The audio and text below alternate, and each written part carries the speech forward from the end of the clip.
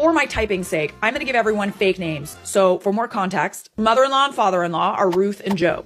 Ex-BFF's parents are Angie and Bob. Ex-BFF is Jess. STBX is Tyler. Ex-BFF's brother is Jake. And I'll just refer to my dad as Dad. I have a few things I want to get through, so I'll just summarize as best I can. To get this out of the way, because to me it feels important, yesterday I scheduled a same-day appointment with my OBGYN and got tested for just about every STD and STI out there. I got the results back for most, and they were all negative. There's a few that take up to 2 weeks to get the results back, so I'll be waiting. When I met with my lawyer, I brought everything on my end financially-wise, including the wills from both my dad and my mom, and I managed to get my hands on his financial documents. He stores his in his office in a locked box. I also brought over everything we had set up financially for my children. While I'm not totally sure if it's everything, I am pretty confident I got most of it. My lawyer was happy I managed to get my hands on that much. Ruth even handed over her will to me from both her and Bob to ensure I was taken care of in the divorce. My lawyer understands I'm wanting a divorce immediately. However, she wants to make sure she's thorough and isn't missing any key info. So hopefully I'll have actual divorce papers to give to him in about 30 days. I'm not rushing her though.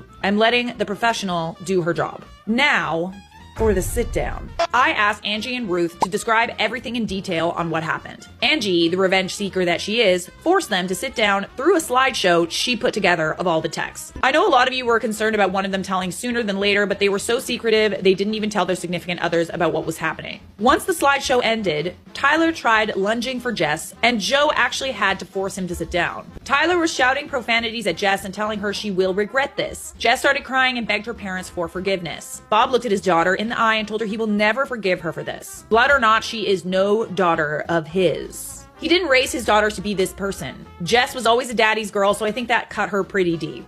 Jess is in the middle of a divorce herself.